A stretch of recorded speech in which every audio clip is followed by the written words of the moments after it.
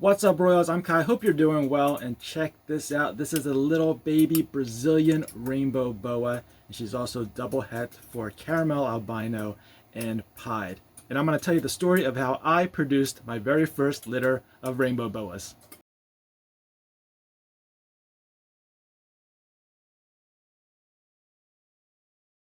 This fairy tale love story all started with this pied Brazilian rainbow boa, and he was produced by Rolf Reptiles over in the UK, and I managed to snag this guy in 2023. Actually, a better descriptive word would be to import him in 2023, and that was a nerve-wracking process, but we got through it. I got him. I'm very happy, and Rolf's a great guy. He is the founder of the pied gene in Brazilian rainbow boas.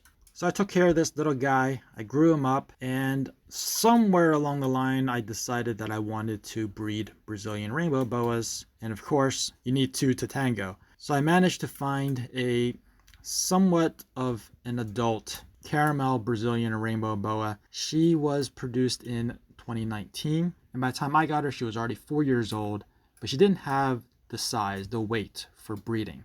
But that's okay because the male wasn't fully mature at the time either. So in that year, I fed them, I cared for them, hoping that they would get up to the breeding condition that they need to be.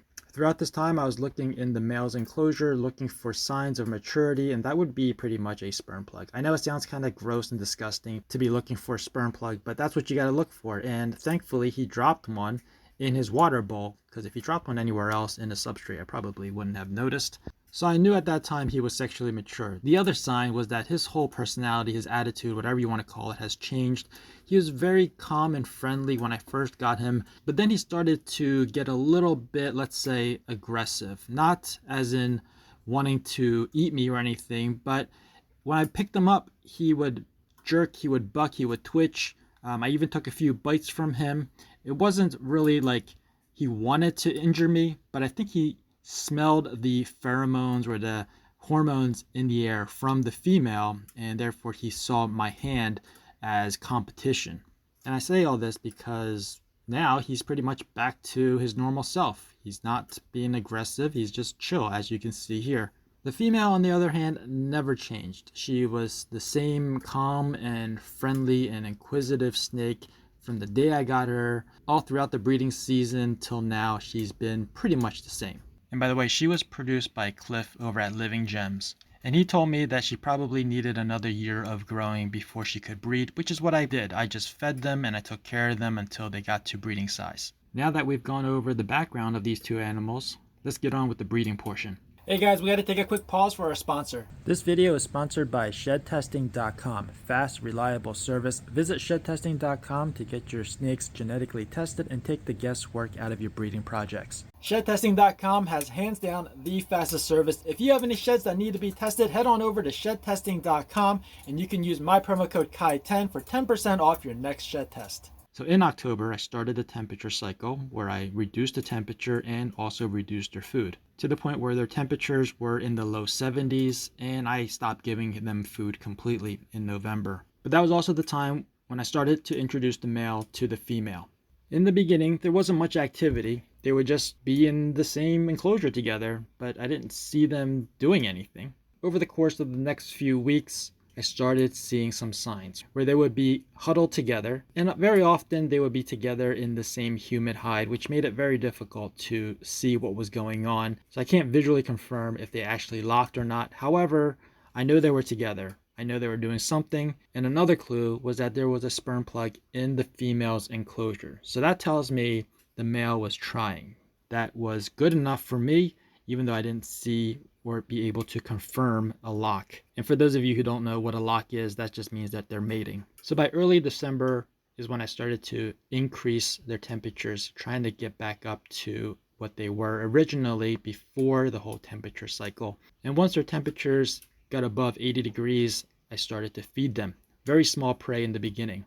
And this whole time I continued to put the male and the female together, 2 weeks together, 1 week apart. And me being new, I continued this 3-week cycle all the way to the end of February. One day in, I think April, I was ultrasounding my ball pythons, which is the main species that I breed, which is pretty much the only other species that I've bred before successfully. It dawned on me to use the ultrasound on the caramel albino rainbow boa. And so I did, and this is what I saw. To me, this is pretty neat because unlike ball pythons that lay eggs, Brazilian rainbow boas give live birth. So this is what I saw with the ultrasound. There are two, I guess you can call them eggs at this point. The two solid areas that you see on the sides of the screen, they're probably the yolks and the fetus together. You're not going to see a ton of detail at this point, but we'll get to that in a minute. And then these two dark areas, that's probably the fluid or the white part of the egg. This is pretty interesting to me because in the past I've only worked with ball pythons, and ball pythons lay eggs, and the two images you usually see in a ball python when ultrasounding is either a circle, which is the follicle, or an oval, which is an egg. And in both cases, they're solid.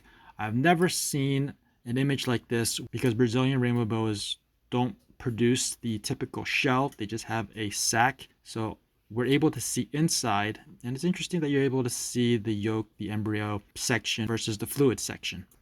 And then in May, just 3 weeks after that initial ultrasound, this is what I'm seeing. I'm very happy to be able to see this on an ultrasound and capture this on video. Let's take a quick pause for our channel sponsor. This video is sponsored by Redline Shipping. Excellent products and services. Redline Shipping will take care of all your shipping needs. Go give them a try over at redlineshipping.com. Thank you, Redline Shipping. And if you guys have any shipping needs, make sure you check out redlineshipping.com. You can use my promo code KAI5 for $5 off your next shipping label. This is the baby Brazilian rainbow boa inside the mom. You can clearly see the outline of the baby.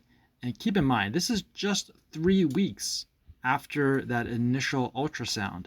And in that time, it's already developed into what you and I think of as a snake. You can see the outline, the elongated shape, how it turns and coils right there in the center of the screen.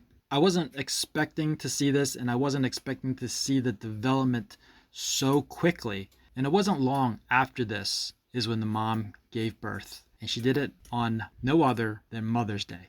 Now, I know some of you probably noticed the light baby there in the center. And over here in the next picture, there's actually two of them at the top of the screen. They're very light in color, and at first I thought maybe their color hasn't come in.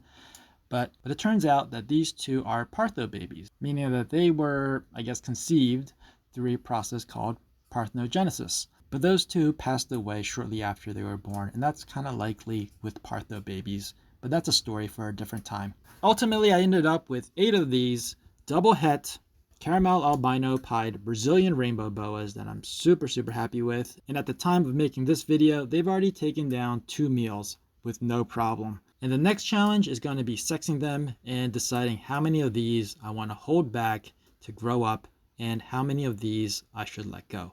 That about wraps it up for this video. I hope you guys enjoyed it. If you did, please give me a thumbs up. If you're new to this channel and you want to be informed of future uploads, make sure you're subscribed and ring that notification bell. As always, thanks for watching. Please share, and remember, Royals for life. Peace out.